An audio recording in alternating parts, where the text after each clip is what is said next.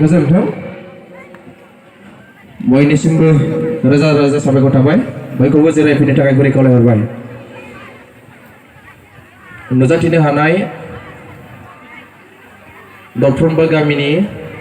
रायजो राजा आइ आफा नोंथांमोन जोंहा थांखि जानाय सारमोना सफैबाय बेनिखायनो बयखौबो लुनानै दोननाय पेन्डेल सिङाव फैनानै दिनैनि जे गेवलां मेल बेखौ मेहेर गोनाङै जाफुंसार होयो बेखौ गुरै खावलायहरबाय।